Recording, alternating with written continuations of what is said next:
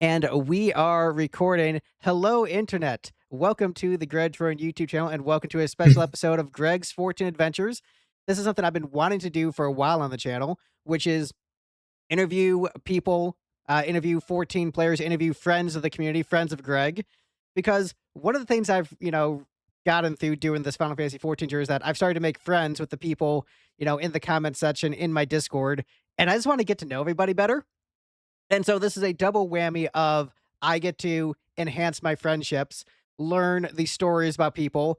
Final Fantasy 14 is a great game because everyone has such an individual journey, so I can hear the individual journey, and it counts as content for a week, so I don't have to do a vlog. So there's less video editing. Everybody wins. We get better friendships. We get cool stories. You get cool content. Everybody wins all around. And in the inaugural episode of me interviewing Final Fantasy 14 players, I'm interviewing the Koalas. Welcome to the channel. Welcome to the show. Hi.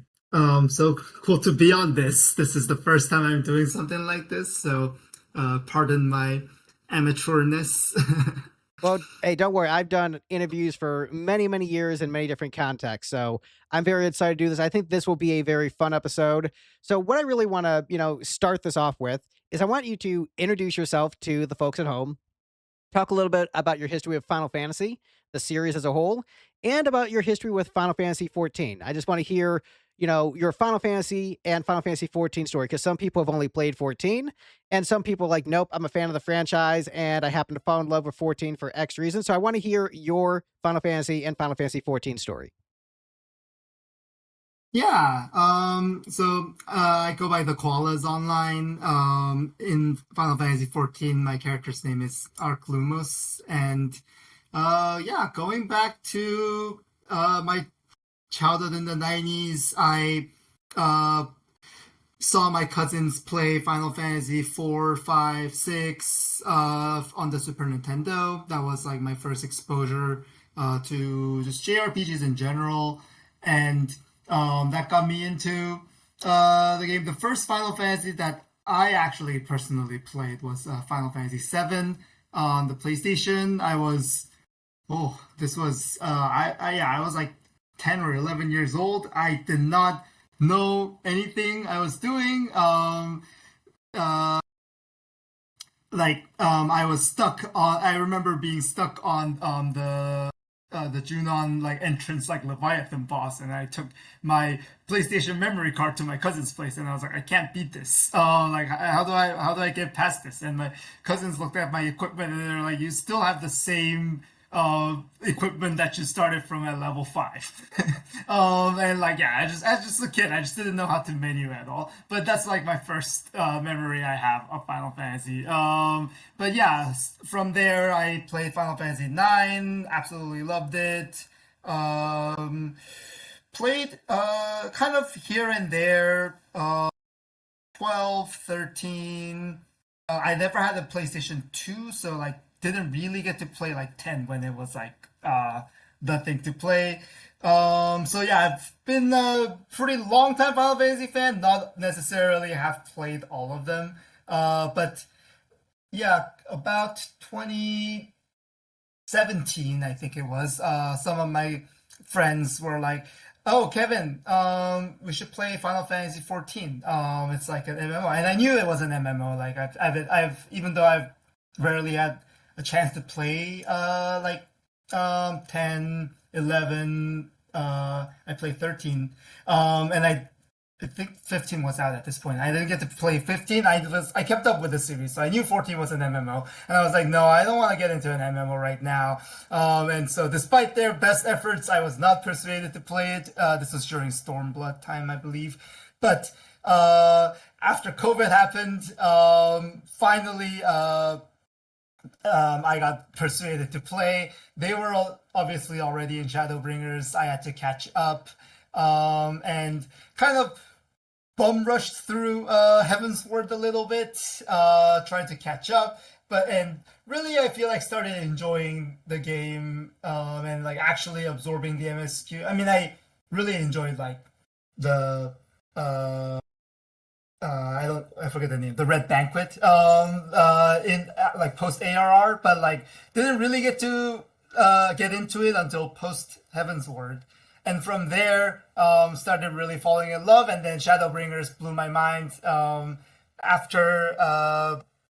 And yeah, you'll get to it. Patch 5.3 content, like it got promoted to my favorite Final Fantasy of all time, and yeah, I've played since then. Yeah, since 2020.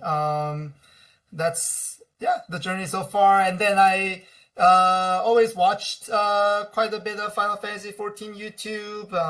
Like there's like yeah quite a few like creators I enjoy, and they yeah I guess because of that like I would get feeds of new Final Fantasy 14 videos. Your video popped up, so I was like, oh cool, like this person's playing through the MSQ for the first time, and it was like right in that Heaven's Word section where like I said I rushed through, so I didn't remember a lot of it. I like later on like watched quite a lot of summaries to like remember what happened, but yeah was right in there. I was like, oh yeah, this is like fun retreading this journey with a first timer, and so yeah kept watching your videos from then. Well, that answered my next question was, how you found the channel and the videos. So it was through the 14 videos because a lot of people, I guess, came in with the Final Fantasy ranking series, and then a lot of people came in with the big 11 video, and then they're like, "Oh yeah, I remember this guy. Oh, he's playing 14 now. I'm going to check that." But you actually came in first uh with the Greg's 14 Adventures, watching the journey through Heaven's Word. Yeah, yeah. And then later on, yeah, I went back and watched some of your 11 videos because I've always been 11 curious. Never had time to jump into another MMO, another old school, like, yeah, time sink. But yeah, I've barely had time to play like single player JRPGs I want to play. So, yeah, that's 11's always been like a curiosity for me, and so yeah I did watch your 11 videos, yeah, and I love them too. Yeah, 11 was this big curiosity for me for a number of years too. And then when I finally started watching the story cutscenes on YouTube, like, okay, there is a story. It's very good. And then I jumped into the game, like, you know what? Yeah, it's pretty good. I ended up liking it quite a bit. And also, I will say, given how many 14 content creators out there, the fact that you decided to like not just watch one video, but to stick around is very cool. So I definitely appreciate that. And I talked about wanting to interview people after I got to a certain point in my Final Fantasy 14 journey, and you said you wanted to talk with me after I'd beaten Stormblood. And so I have beaten Stormblood, so basically anything, in the vlogs discussed thus far is fair game. Ordinarily, I don't mind spoilers, but for the sake of better hashtag content, I'm avoiding spoilers going forward. So Yeah, anything Stormblood related is fair to discuss. And we talked about this a little bit in the comments and like, messaging each other. And so you're Korean. So were you born in Korea or were you like born in the United States, or what's your yeah, story with that? yeah. So my sort of immigration history is I was born in Korea when I was 5 years old. Went to Hong Kong, actually, just for my parents' work, and then lived there for 5 years. That's where I learned English. This was when Hong Kong was still under British rule, technically. The kind of quote unquote return to China happened while like my last year that I was there. Came back to Korea, and then middle school. I our whole family moved, immigrated here to California. So since well, I guess I started high school here. I finished middle school in Korea, and yeah, I've been here since. So yeah, I consider kind of my identity as Korean American, somewhat more like kind of Pan Asian, also like Asian American. Yeah, I think like I think when I go like for example when I like look at people from like actually like Europe, not just European descent, like they learn like multiple languages, like that's useful in Europe. I think like yeah, I kind of think of a sort of Pan-Asian identity like that. I speak Japanese. I tried to learn a little bit of Chinese in high school. It's hard. I don't have time to pick up another language, so I haven't really gone to it. But yeah, and I'm fluent in Korean. I'm like I was born there and speak it with my family. So yeah, like that's some yeah. So I identify as either Korean American or Asian American. Nice, nice. My sister, her husband is Chinese American and speaks fluent Chinese, and so their kid is going to like Chinese daycare and learning Chinese and English at the same time. So he is, well, he's talking now, so I assume he's bilingual because he's saying stuff all the time. Always asking for candy. So, um, but my sister knows she was learning a little bit of Korean back in high school. I don't know how far she got into it, Mm. but that would give her 3 languages if she knows it. So props to her. But one of the things we wanted to talk about with Stormblood was about the cultural inspirations behind it, and how a lot of it was very Japanese inspired, but there was also like a lot of stuff of like Mongolia mixed in there, a lot of stuff of China, but Korea was noticeably absent. And your perspective on that as a someone of Korean descent, and given the history with Japan and Korea, and I know there was a lot you wanted to get into, and so I don't necessarily want to force the conversation one way or another. I feel like you have a lot of thoughts, and so I want to sort of be a soundboard for you to get your thoughts out there, and engage with it the best I can as like a white guy from the from America. Yeah, yeah. I think that's yeah, yeah. That's something that as someone who enjoys a lot of like Japanese pop culture, yeah, I played a lot of Japanese video games, obviously read a lot of Japanese manga, watched Japanese anime, listened to Japanese songs, like to the degree that I like learned the language. There is like a pretty yeah, earlier I say like a Pan Asian identity. I think there is quite a lot of like historical complexity that comes with that. Yeah, in Korea, like probably like less so my generation, but definitely like the generation before me, the generation before that. Yeah, Japan had colonized Korea. My grandfather actually like directly lived through that like as his childhood during Japanese occupation. There is a lot of yeah historical baggage with that. And yeah, my grandfather he I mean I've never spoken to him in Japanese, but he spoke fluent Japanese because he just like grew up in an education system where like Japan like as part of their sort of uh, colonial rule tried to erase Korean culture, so everyone was forced to have Japanese names, was forced to learn the Japanese language, and so on. There's quite a lot of historical baggage there. So yeah, I think it does like it is interesting when I see like in Japanese media how oftentimes Korea is yeah just doesn't exist. And I think in Stormblood, which is about imperialism, which is about colonialism, when I see that missing, I see oh like this is like a I feel like it is a I have not really talked with a Japanese person on this, so it is a very much a one-sided perspective from Korea, but it is I think kind of absent in Japan.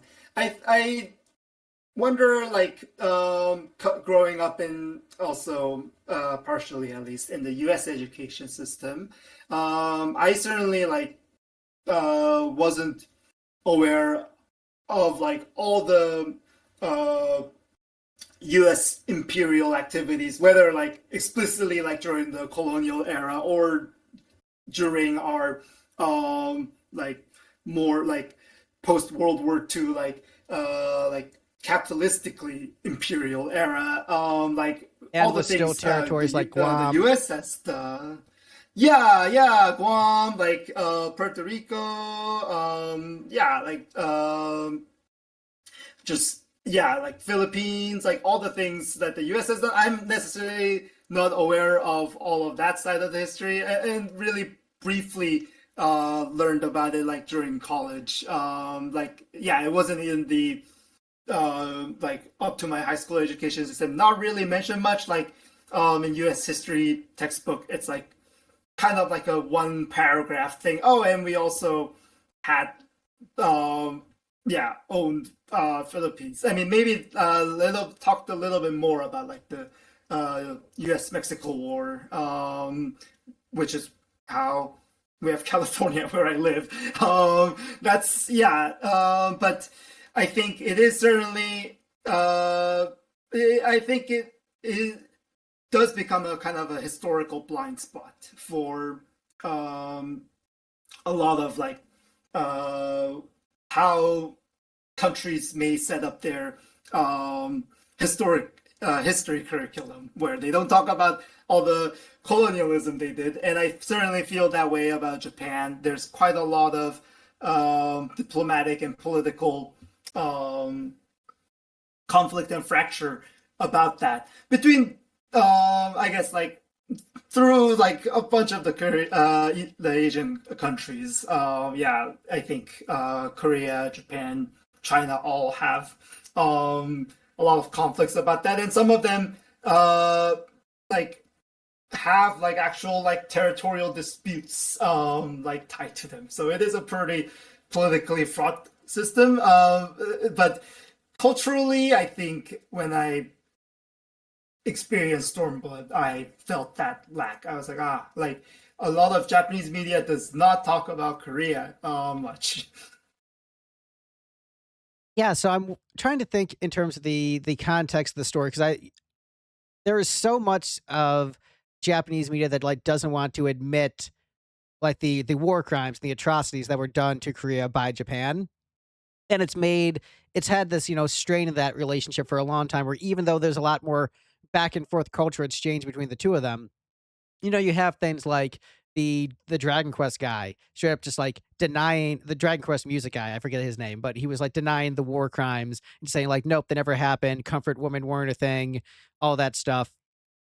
And so there is that distinct lack of acknowledgement where, in Germany post World War II, it became very part of their curriculum ingrained, like to acknowledge the Holocaust, acknowledge the terrors of that as a reconciliation to not forget and to hopefully be better. And, that's why, shit like the AFD rising in Germany is like really scary, but that's a whole other thing.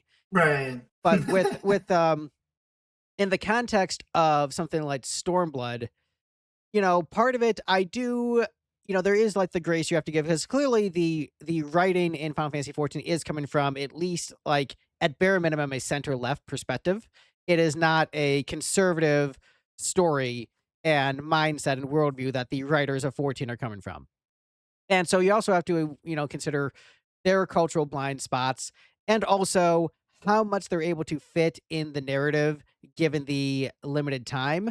And so I think there is something to be said. Like, let's say Doma is like let's say it's your Japan equivalent or China equivalent, but let's just say for the sake of this narrative, because Kugane is more just like a free trade city, at least as much as I've experienced. So let's say Doma is your Japan or even Alamigo. I think having something in there about this country that is under imperial rule, kind of like how you could argue Japan was under US empire rule after the loss of the war. You could argue that there was the occupation, they were under the US imperial rule. There could have been a plot or something in there about how maybe Doma had once been imperialistic and had subjugated others, and then they are now being the ones subjugated. And perhaps that complicated history, I think that would have been a really great layer, and that could have been a way to introduce a Korean equivalent into the plot. But I also understand, the time constraints, the budget constraints, whether or not they felt they had the ability to write such nuance as Japanese writers. I think they probably could have, but maybe they just didn't realize it. But I do think that would have added a lot more to the story. It would have been like this like beautiful reconciliation of like one generation trying to right the wrongs of a previous. And I think it's more just a blind spot than anything malicious. Is the vibe I get from is that they just didn't think of it. And that's unfortunate. But I think that would have been something that would have been very strong to add to the Stormblood mix? Yeah, I think there's quite a lot of nuance there. I agree. Like there's I don't fault Stormblood writing in any way. I because of that blind spot. I think it's just a personal experience me going through it. Because even before World War II, like the way Japan modernized was they were like literally forced to open their borders because the U.S. Navy with like cannons came and was like and forced to sign the Meiji Yushin I think pact. Forgive me if my Japanese history isn't like on the spot, but Admiral Perry came with like literal gunship Yeah, it and came with like like a forced the Japanese giant bunch of emperor. warships and was like, hey, you're going to trade with us, right? And we're just like, yeah, Yeah, sure. exactly. Yeah, and it's And then they're you like, we got to get do ourselves what. some of those. We got to get going immediately, guys. Build, build, build, baby. Yeah, exactly. You do what you're. Sometimes you do what is done to you. It's. I think that's a lot of. I think that was the just general tragedy of like imperialism and colonialism and just in general any kind of war and conquest. It's like you're propagating this violence just throughout history and even now there's U.S. Troops stationed in Japan. There's U.S. stations troops in Korea. I guess U.S. troops are just stationed all over the world. But the I think a I think it's a lot of things probably happen. But yeah, one of the things that the U.S. did, and I feel conflicted about this, both as someone who it does feel like part of the U.S. As feel like I'm a U.S. citizen, am a U.S. citizen, and I feel a lot of things about my government in particular right now. But the one of the things the U.S. did after World War II was they did not replace the Japanese government at all. It's kind of a joke at this point, but there was no regime change. They kept all the people they just beat in the war in power. It wasn't like in Germany where the Nazi party just fell apart after World War II and just didn't exist anymore. As much as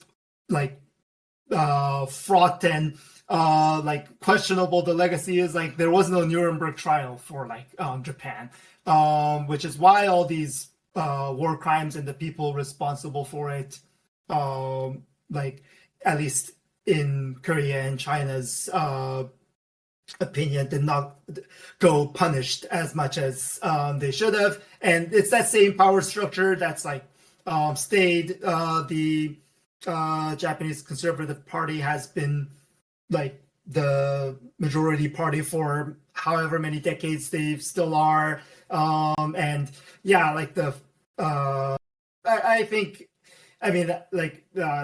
maybe in Germany, there's the far right will always, I guess, somehow rise again. They're like the Sith, but Japanese Japan, I think, has just had that environment where the far right could always exist in that form, in that same lineage that resulted in colonialism and World War II and all of that. I think that's kind of the current Japan Prime Minister is a pretty far right lady. The all of that, I think, does make it tragic that just that lack of self-awareness, and again, I don't really necessarily fault like any particular like Japanese person, like be it FF14 writers team or just like Japanese friends I've made like over the years. Like it's not it's a structural and systemic issue. I think it's not like a yeah, like certainly these like folks that I've hung out with, so certainly folks that would write something like Final Fantasy 14 isn't like repropagating that hate, repropagating that Right. Like, I'm sure like leftists in message of Japan are like just going nuts, just like every day. They're just like, seriously, like, we're not going to get anybody in office ever. Like, I get upset yeah, every four yeah. years where it's just like, okay, now it's going to be a psycho Republican. And, we at least have like the AOCs and Bernies and the Zorons. Like, we've got a couple of them. In Japan, it's just like one party rule for like 70 years. I'm like, ah, Christ. I would like the Japanese Communist Party must be going insane every single day. Yeah, yeah, and it is I mean, yeah, it is more domestic policy, but I do think like a lot of like uh Japanese like media, like I mean, including Final Fantasy, but like the people who have helmed Final Fantasy like over the years, like Hironobu Sakaguchi, uh, many like creators, like artists, like also famously uh, Studio Ghibli, like are anti-war, anti-colonialism, pretty leftist in their worldview. There is certainly a lot of that in Japanese media, which and oftentimes that's like what is like exported out internationally too. I think that is like a nice thing to see. But yeah, it is just something that I feel like Japan, as well as the U.S., needs to do some like soul gaze, internal like soul searching for. Yeah, I've often wondered about, after Japan, because Japan has had a pretty long history of like military conquest being like one of their major things, and that sort of being abruptly pulled out from under them after the end of World War II. And then their like strong focus on shifting to like economic power and like cultural soft power. And I wonder if maybe one reason why the Conservative Party has become so dominant is that there's been sort of like this acceptance of just like a toxic work culture in Japan, where it's a capitalist dream of how hard a Japanese worker is willing to work, and the extreme working conditions where like the insanely long hours and the crunches. And I wonder if that conservative energy has moved towards its population, and maybe that is one reason why they're satisfied without pushing the militarism, because like, well, whatever, as long as the capitalist machine is churning and our people are this subservient, that's a W in our book. I wonder if that's where that energy is sort of shifted towards like the population. That's sort of like my view as like an outsider. Obviously, I've never been to Japan. I have some Japanese friends, and so it's just sort of like, from the outside looking in with my knowledge of history, which is more than the average American, but obviously not to the extent of someone who has lived it. I wonder what you think about that analysis. Hmm. Yeah, that's I think quite tough to like read Japan, I think, in many ways. Like especially like mostly as someone who again like even though I do speak the language, I've been like a couple times and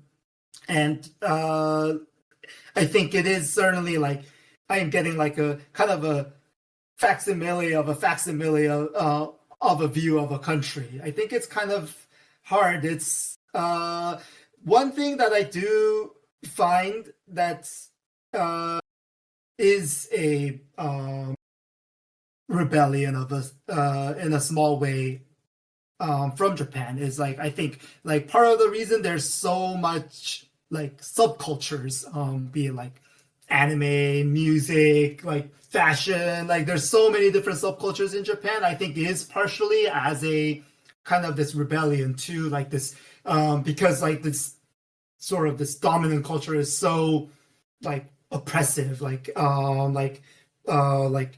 you have to do this work this way. Oh, you have to like be successful academically this way.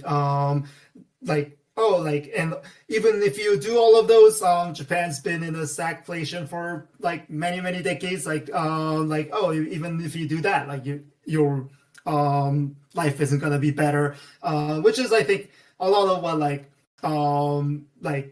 probably since like 2008 like the US has experienced a bit, maybe not to the degree that like and length as Japan has, but yeah, I do think like there is at least for me like as small as it can be, a tiny like rebellion in that, like just celebrating the culture that like that you enjoy, like community, like building community around it. I think that is like a uh yeah in one way, the Japanese people have yeah found joy, uh created came up with a creative outlet for. And yeah, because like there is like quite a bit of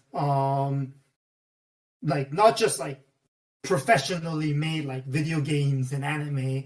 There is like a lot of like amateur creations, things like fan art, things like and a pipeline from that into like professional work also. I think that's like that does exist in Japan, like more so than I feel like it did in Korea or in the US, that at least as far as I can see. I think in front of that gigantic monoculture, there is like small rebellions like that happening, which is I don't know, like maybe like naively optimistic to look at that and be like, oh yeah, like there is like a potential for change, but that I do think Japanese people find some way like to find joy in life, and I think that's universally true anywhere. Oh yeah, absolutely. So I wonder, if Stormblood were made today, so let's say Stormblood never came out, like let's move the entire Final Fantasy 14 timeline forward. I wonder if we had a Stormblood made today, if the Korean blind spot would still be there, or if it would be incorporated, because Korean culture has become such a bigger cultural export, since it was even, 10 years ago. Um, I mean, I've been listening to K-pop since high school and, watching Korean dramas and, is Maple Story Korean? I think is that a Korean game? I don't remember. Yes. Yeah, I played a little Maple Story, not much. My sister played Maple Story. She was more into the, Korean culture than me, but, like, as a music guy, just the music of the K-pop groups was just phenomenal, still phenomenal. And so but now you've got, BTS doing an arena tour in the United States with multiple number one singles behind the band. Not just the band themselves, but even solo members have had number one hits in the United States. You've got uh, Blackpink and tons of other artists, really capturing the cultural zeitgeist. Squid Game being massively huge around the world. K-pop Demon Hunters being massively huge around the world. All these so many people I know watch K dramas just because they find the writing to be of an exceptional quality and there's like a certain vibe to them. And so Korea has this greater cultural soft power now. Like it's been growing and growing and growing. And now at this point, I feel like Korea's cultural soft power is rivaling the soft power that Japanese, exported media has had for years, where people are enjoying their Korean content as much, if not more, than the Japanese content. And so I wonder, well, actually, two things. If Stormblood were made today, do you think that they would be more cognizant of Korea's place in the cultural zeitgeist if they would have incorporated more Korean elements into it? And two, what your thoughts are as a Korean American, someone who sort of identifies, as an American, but also with your Korean cultural heritage. do you get like a sense of pride when you see people enjoying, stuff from your homeland, or is it like some people are too into it, it's kind of cringe? I want to know like your thoughts on that. I'm very curious. Oh yeah. Yeah, I think like yeah, just first on the um watching people enjoy Korean culture part. I don't think it's cringe at all. I think it's really, really cool. I've actually like uh met some folks who uh even though they're Chinese or Chinese American, they're like Korean is fluent. And I was like, wow, that's so cool. I've seen like some people who I met some people who I sometimes get to chat with some Korean college students that are just like visiting California, and like I've actually met someone who's like she did her undergrad in China, but like she's doing her master's in Korea. I was like, oh wow, like, and I find that like really at least like that's at like a very like person level like gives me like makes me pretty hopeful, just like oh yeah, like I said, like I consider kind of this think about like a pan-Asian identity a lot, and like I'm like oh yeah, like this is like kind of like starting to happen, like this kind of cultural mixture, and that's something that I really like about being in the US, and it's something that I would like to see like replicated like in other parts of the world. So yeah, like that kind of cultural mix is I think yeah, I welcome a lot.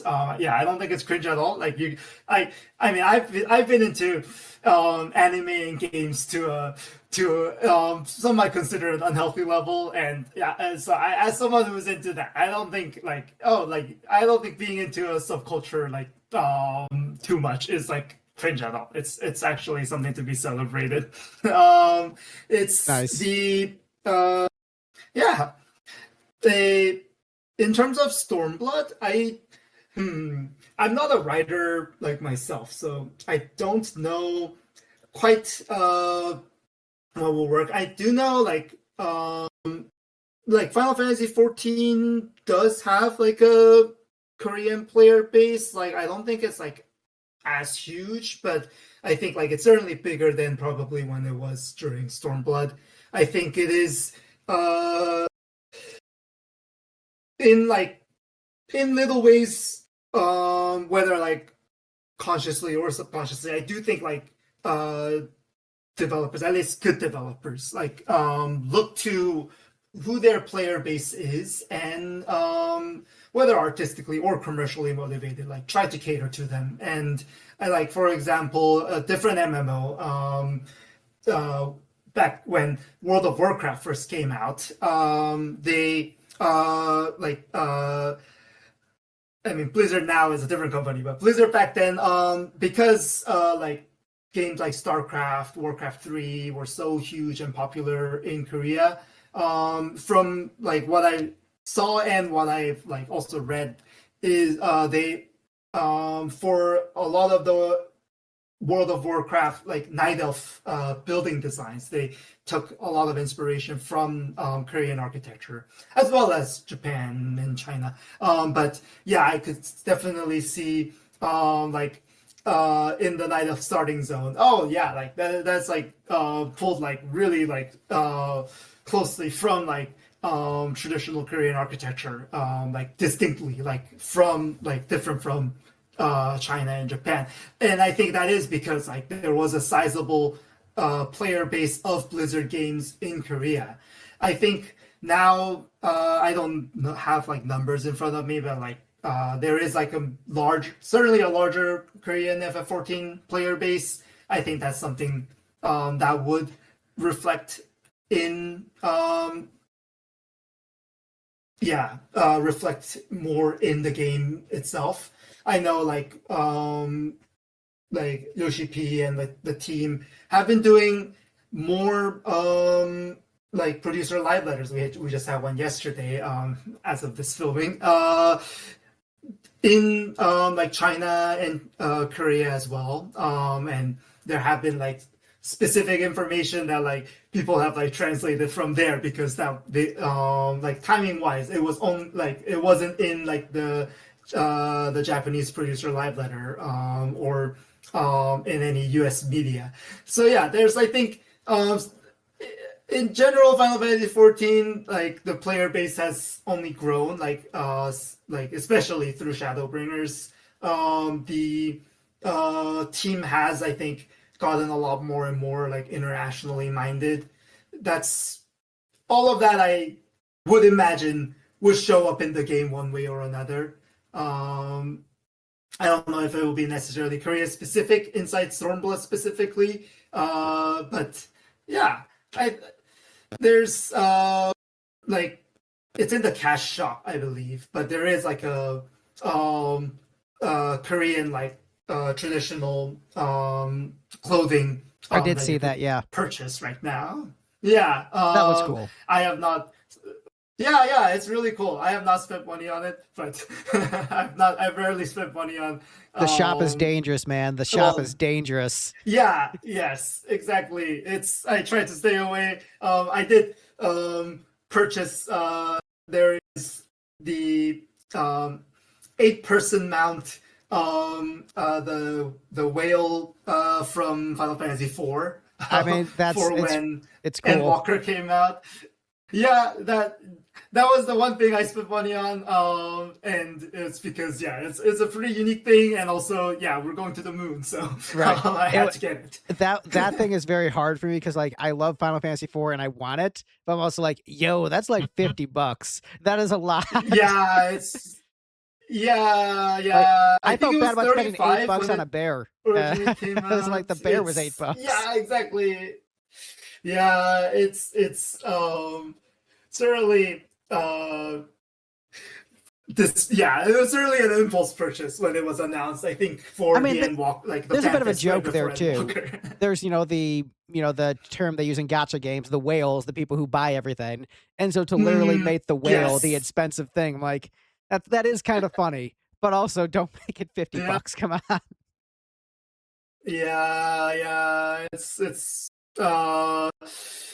and I mean I don't have like 7 other Final Fantasy 14 like friends to like ride it with anyway, so but it's okay. It's for I played this game enough. I was like, I can shell out a few more bucks. You can splurge every now and then. If you got the extra money, splurge every now and then. Just don't buy every single thing from the shop. But that's why the shop is dangerous, because you're like, ooh, I want a lot of this. Mm-hmm. But I've only bought in 2 things from the shop. So I mean, I've spent like less than $14 in the eShop on extra, stuff. So like, all right, I feel pretty good so far. I'm playing it safe. Yeah, and that's like in Final Fantasy 14, I think it does pretty well with like having just cool stuff in the game that you don't have to go to the cash shop. I think they're compared to a lot of other like online games or like live service games, they keep it relatively like the commercialism, like non-toxic. It's generally a non-toxic live service game, which the 3 live service games that I have like really put time into all felt like non-toxic live service games, and I think that's why I was able to play them. Final Fantasy XI, basically like they've been just working on it for so long and they haven't really taken stuff out of the game.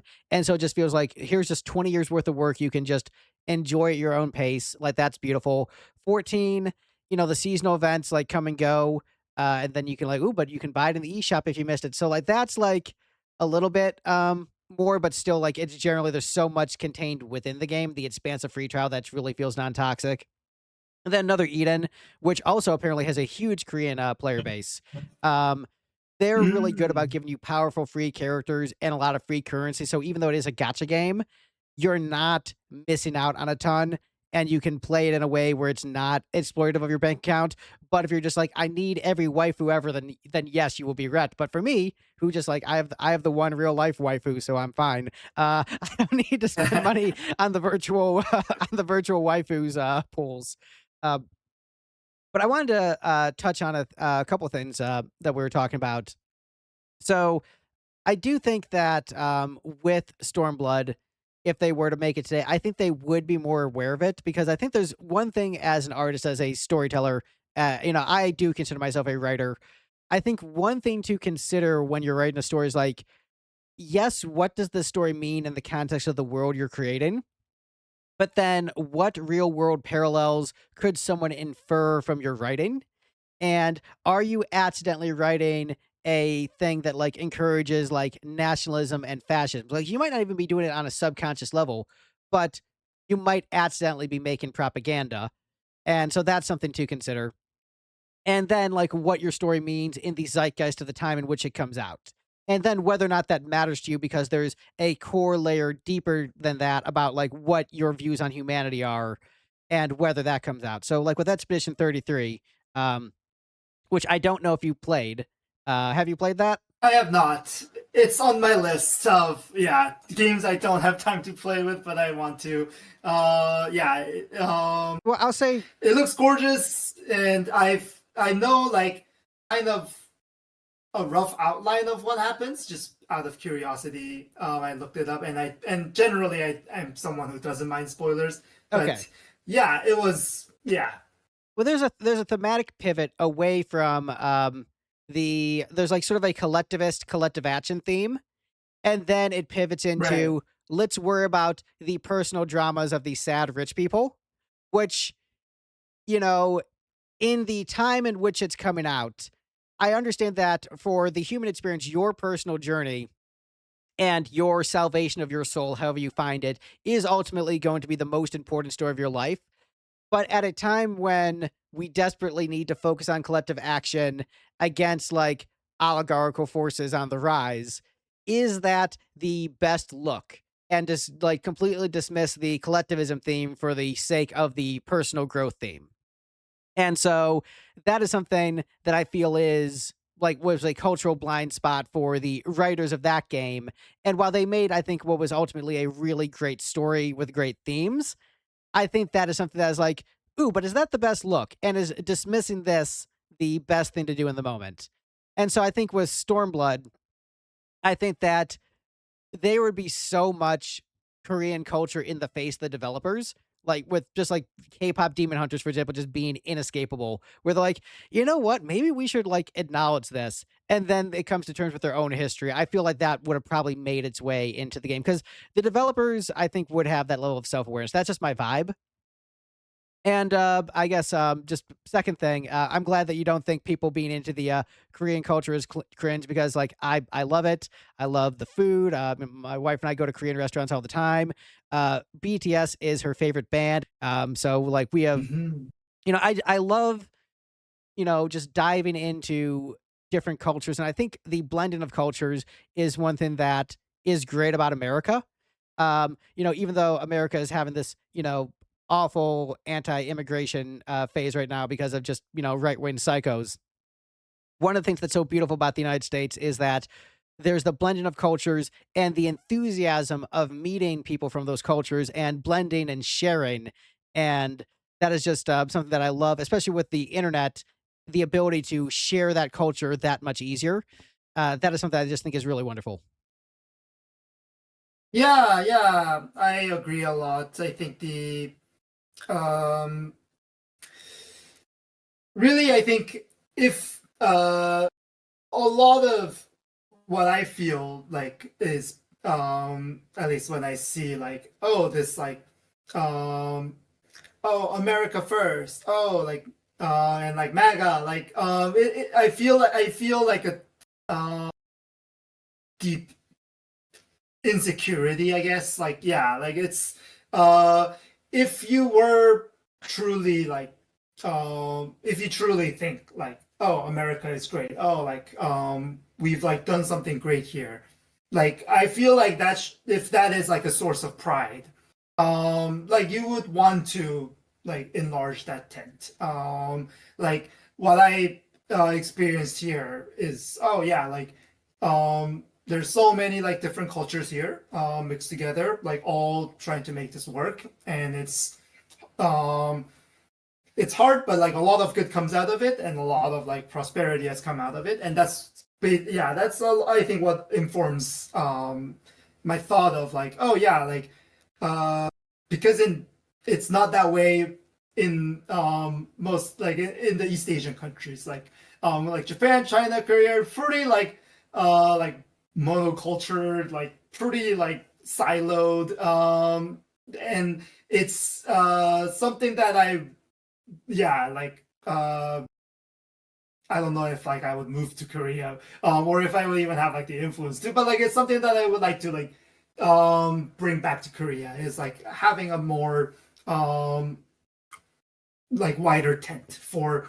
like the people surrounding us, like sharing um yeah, and like opening kind of like the doors and letting people in. I think that's like really, if you were truly like confident about your own culture, about your own identity, I feel like that would be the default, not this like nationalistic tribalism, which I think comes from a um like comes out of insecurity, like for a lot of people. It's, oh, like I'm gonna lose some part of myself, I'm gonna lose some part of this identity if I do that, if I let other people share it. Then and I think historically I that's what I feel about just going like it's bringing it back to like Stormblood, like when or like in Japanese media itself, when it doesn't acknowledge yeah, like all the colonial like imperialism that was committed. I think when I look at that, I think or like a sort of harkening back to, oh yeah, like wasn't it great when we were like a militaristic superpower, like wouldn't it be great to go back to that, like in Japanese media I find like I don't know, I read it as like a deep sense of insecurity that like somehow um current like Japan today is somehow less than. I Mhm. think like this is like when like in the US, like when I look at like how like I mean just everyone in the Trump administration, but like when like Pete Hegseth like talks about like, oh yeah, like it's like ultra like trying too hard naturalistic language, I see like a deeply insecure man. I'm like what, who hurt you? Like that's, yeah, I think that's kind of like where it ultimately comes from, and like I wish they would find some better center for themselves. Yeah, I completely agree with that. Uh, and as far as like, the wouldn't it be cool if we were militaristic and nationalist again? That is like a weird undercurrent I've seen in some Japanese media, and I wonder how much of it is even conscious. Just like how there's sort of like this subconscious thing in like American media where just like, like in American films, like the cops are the good guys, and the military are the good guys in American media. That's sort of like this undercurrent. And so like I remember reflecting upon this when watching Gintama, which is a uh anime. I don't know if you've seen Mhm. Gintama, but it's basically an anime. And I so have not. I am aware of it. Yeah. but the premise is it's a parallel history where Japan got like invaded by aliens in the late 1800s, and then they were occupied by this alien force, and and so they're just like, man, weren't things so much better in the days of the samurai when these people weren't telling us what to do and we could just do whatever we wanted? And there's like that nationalistic edge, and so it's mostly a sitcom. Yeah, it's pretty hilarious, but there's that edge to it of just like, wouldn't it be great if there wasn't this outside force, America, telling us what to do, and that we could just go back to being samurais and shit and dominating. And, that is, I think, this, undercurrent that is there that I wonder like how many are even like consciously aware of. And just what they think is just like pride in their country could lead to this very toxic route that one could go. Yeah, yeah. It's um yeah, I think that's certainly like what uh a lot of it. I think I don't know specifically Gintama, but yeah, a lot of this kind of like underdog narrative. Oh, like woe is me. Like yeah, it's um kind of yeah like a misguided inferiority complex. Yeah, like when the US does that, I'm like, do you know what you've done like Right. in the like past 200 years around the world? Yeah, it does. I feel like at least in the US, I feel like it betrays like this lack of historical like context and knowledge. Right. And that's not to say there's necessarily even anything wrong with enjoying that media, but I think it's something to just be aware of. Just like writers have their blind spots. And so they don't probably even realize Hmm. where their blind spots are coming from. And so missing that context and just like what they're accidentally implying with their message from the Overton window in which they're raised and living as just a it's fascinating to dive into works of art like that. Um, we've been getting pretty heavy with the talk here, but I actually do have another question, which could be an entire can of worms, which is what is your view on the Korean political structure and just your thoughts on Korea as, American at this point? Because the general, vibe I've gotten from Korea is that, there's this deep cultural hurt that the Korean people are divided and that they're really one people divided along political lines. And there is this, I think, desire from the population to be reunited with what they consider their family, their people. But there's that, very deep political divide. And I think the authoritarian rule of the North, which they're largely doing to ensure their power from outside Western capitalist forces. Like they're doing it because they're just like, we just don't want to be invaded. We don't want to, have an Iran situation or something like that. So they're in fear. And so they're oppressing their people. And I think it is, as lefty as I am, I would say it is worse to live in North Korea than it is in South Korea. I'm not that lefty where I'm just gonna defend the North Korean regime. And then the South Koreans, again, my perspective as an outsider is that, they weren't even, I think they weren't even like really a democratic nation until like the 90s or something, like late 80s, early 90s. And there was a right wing authoritarian rule, but have since actually become relatively democratic and representative of the people. It is kind of hilarious how basically if you are the head of Korea's government, you're going to end up in jail either before your term or after your term. I think there's like one guy who didn't end up in jail, which is kind of Yeah. hilarious. And also, we should bring that to America. That sounds sick. Um, but I think there is a very valid fear of, I think they're like hyper afraid of like left wing movements because of what they perceive the left to be with North Korea when that's more of a authoritarian streak. And so they are further right wing in their politics than is probably healthy, but their fear of the left wing, given who is their direct neighbor to the north, is actually somewhat understandable. So them electing right wing and center right figures is kind of an understandable outcome of their circumstances.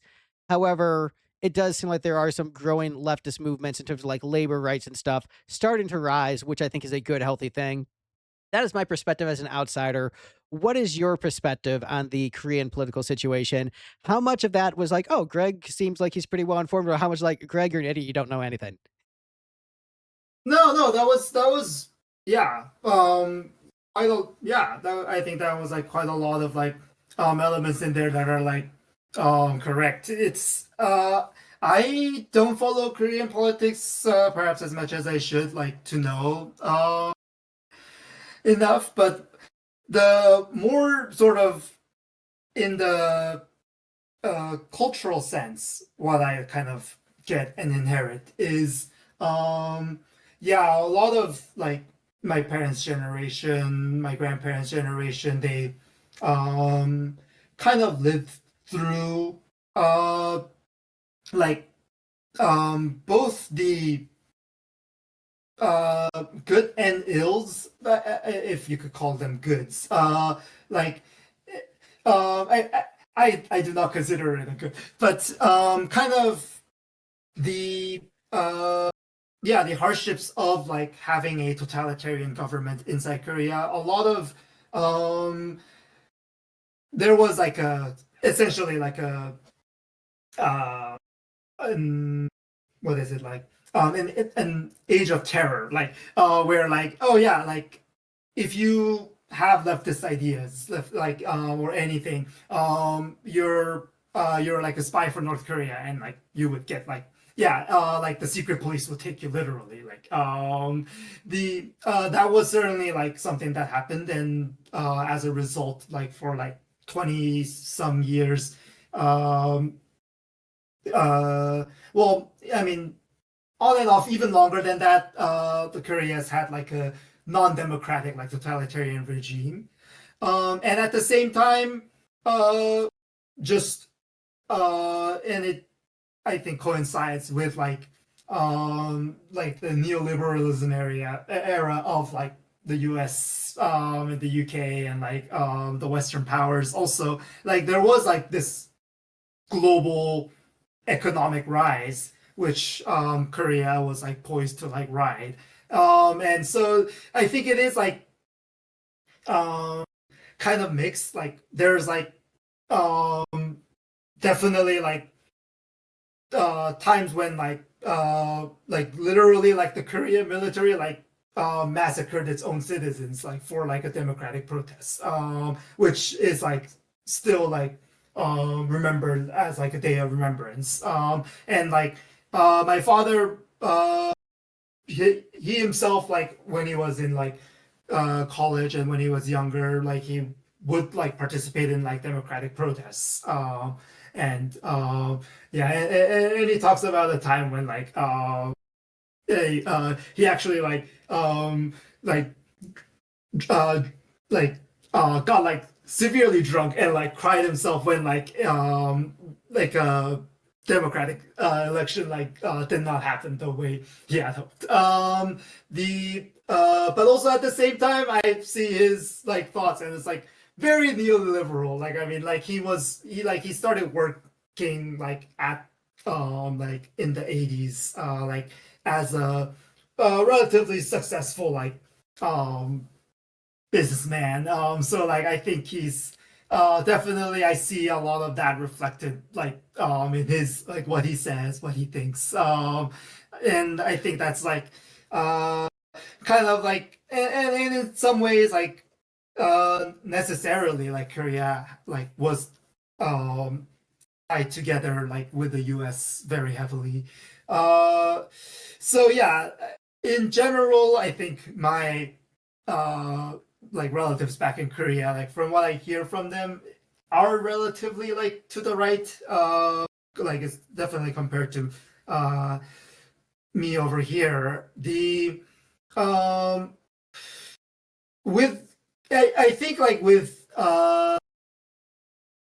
North, like, oh yeah, but in terms of like labor, I feel like there is a bit more, at least compared to the US, like um bit more power to the unions. It's hard for me to get an accurate view of this because when I think it was 3 or 4 years ago, there was a pretty big like doctors union strike. That became like a prolonged like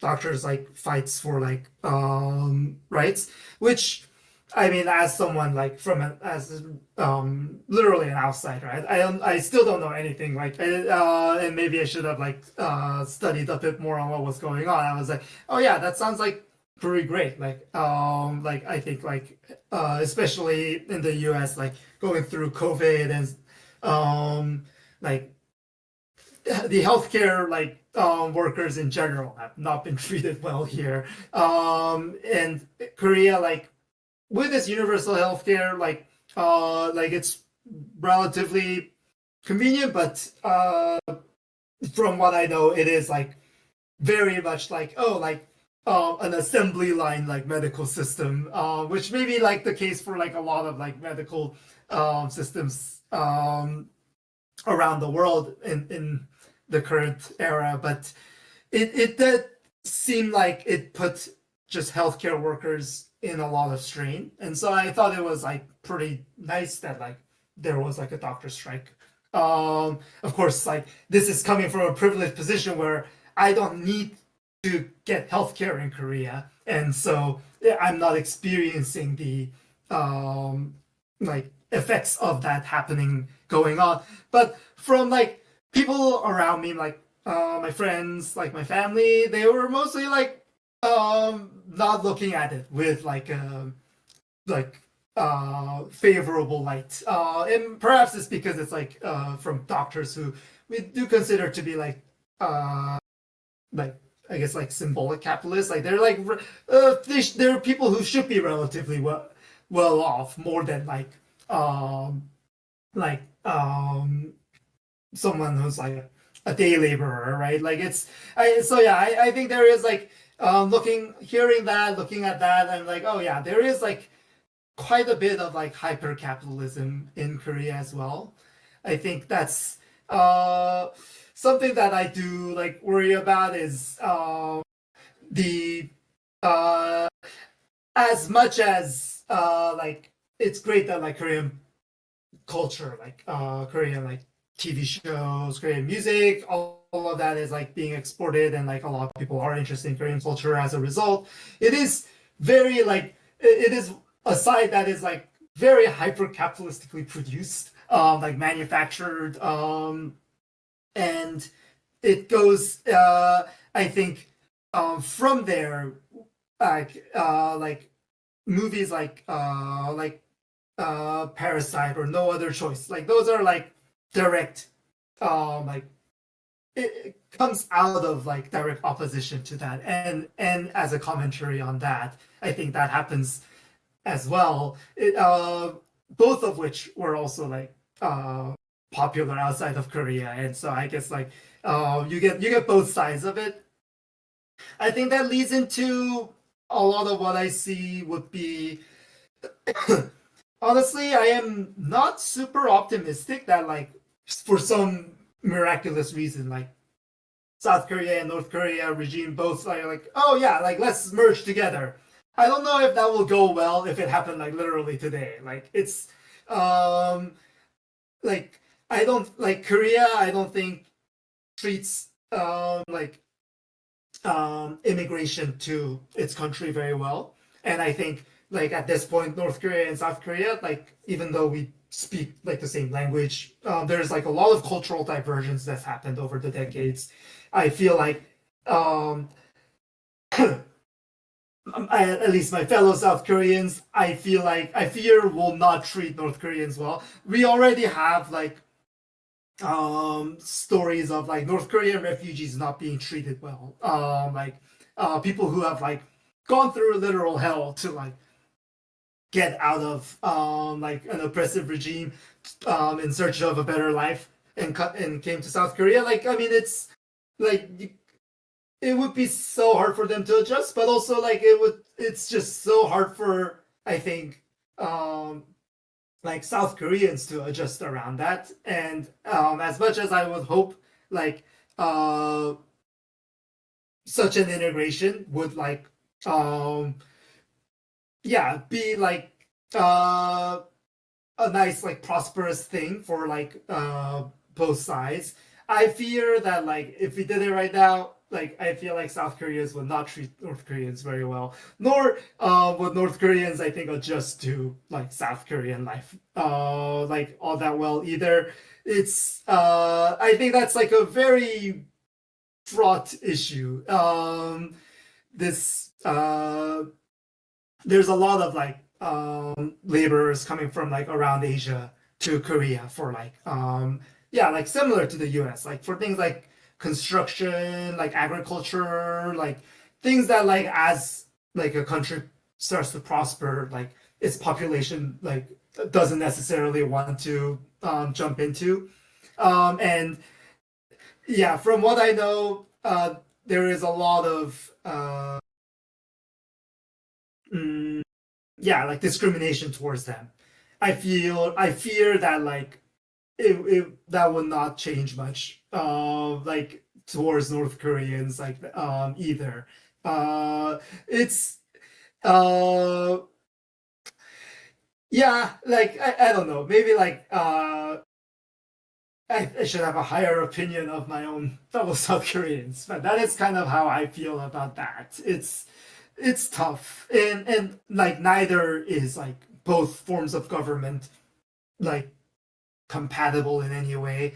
Like a autocratic dictatorship, I don't know, like if that kind of government would really like relinquish power easily, like looking at regimes around the world, like Russia. The I'm somehow so happy that like Hungary's election went one way compared to the other, Right? but the yeah, I was like, what? This can I mean, happen. I think that what part of it is like, I think reality eventually catches up. And at a certain point, people are just like, wait, you're doing a bad job. Like, at a certain point, reality catches up, and people are like, wait, right wing authoritarians do not know how to run a country, and just everything goes to shit. And so eventually they're just like, yeah, why are you still here? Get out. And so I think that is a thing that eventually does happen, at least while there's still theoretically some democratic mechanisms in control.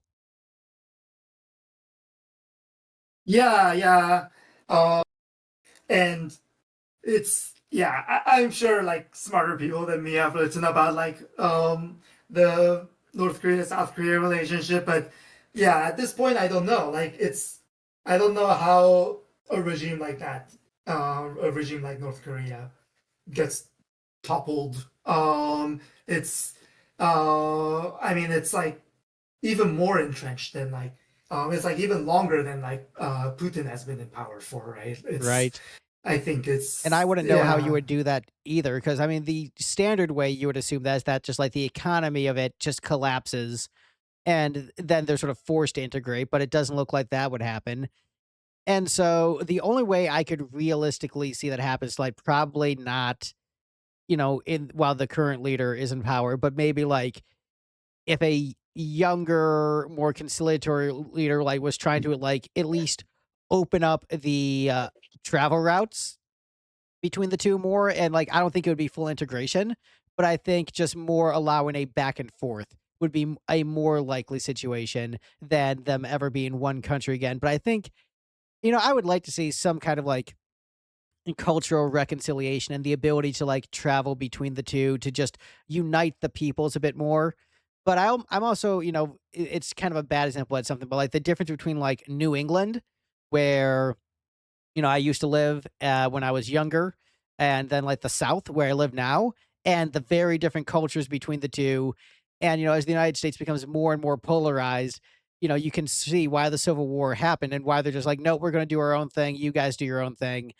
And so, it's messy, it's complicated, but I think what I would think is sort of like the best case scenario in my lifetime would be that like some leader in North Korea rises who is just like more chill about letting people travel, loosening the reins a little bit would be the only thing I could see as like a possibility. But that would be what I would like to see.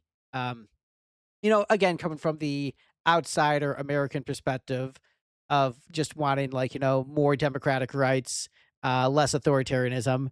Like but I understand like functionally why governments like North Korea and Cuba do what they do. They're like, we have to do everything we can to avoid being affected by US imperial power. Like I do understand the realpolitik reason behind that.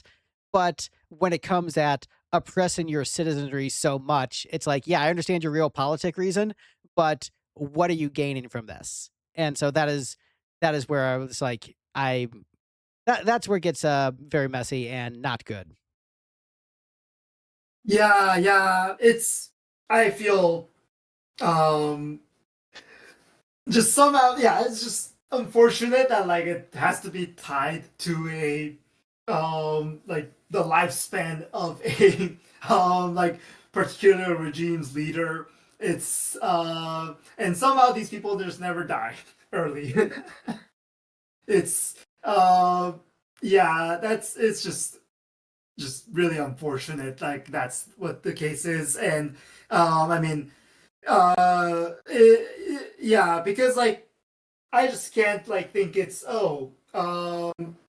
either that or some eventual uh like military conflict like that brews up, which is unfortunate, like because it's not like I mean maybe yes in the end like um quote unquote the good guys like win like and like the regime does get destroyed, but like it's just so much like suffering along the way, so much like yeah like for like it would just be so like terrible if like there was a war between North Korea and South Korea. Like it's yeah, it I think that's just the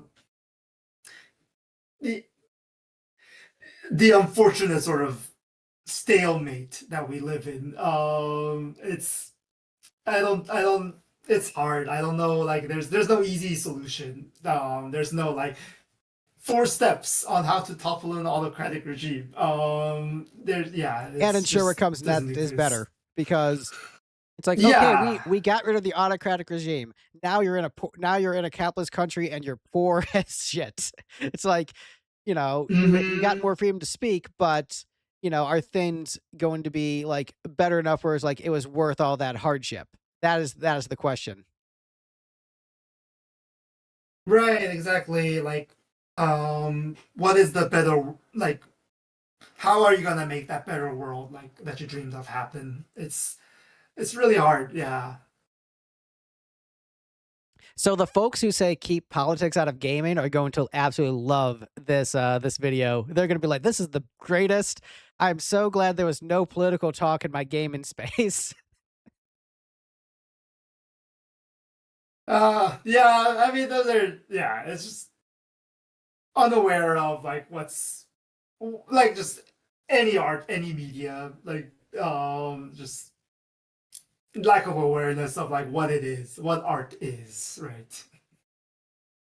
So I've been probing you for lots of questions, but I think I should allow you to do the asking of me questions because one of the reasons we waited till this point is so that you would be free to discuss things that you want to discuss. I've been kind of leading the conversation.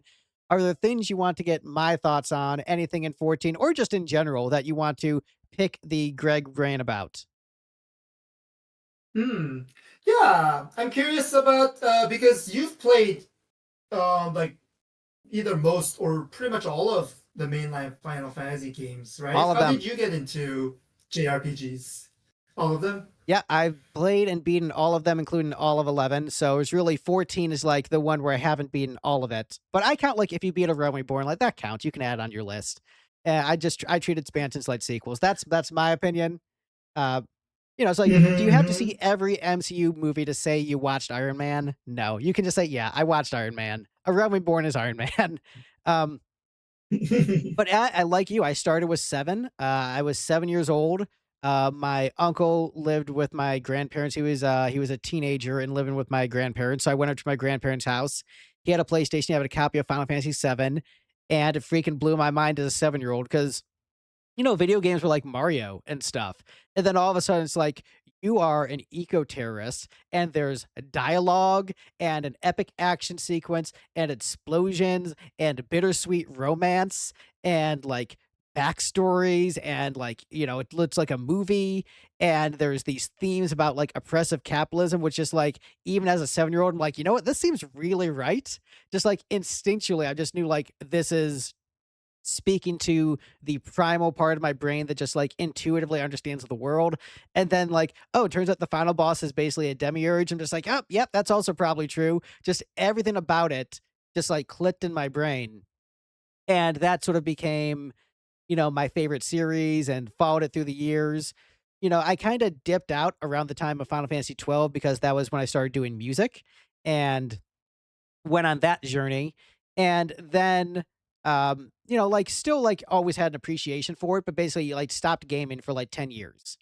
So like there was a short period before I moved to Nashville where I like bought Final Fantasy 12 at a used gaming store, and it felt like such a gimmick. Like, whoa, I'm actually gonna sit down and play a video game. And this was like 2011 when I bought it, and it just felt like so weird. Like, well, I'm actually gonna sit down and play a video game. This will be fun. And then I like started playing 12, just like, man, this game sucks.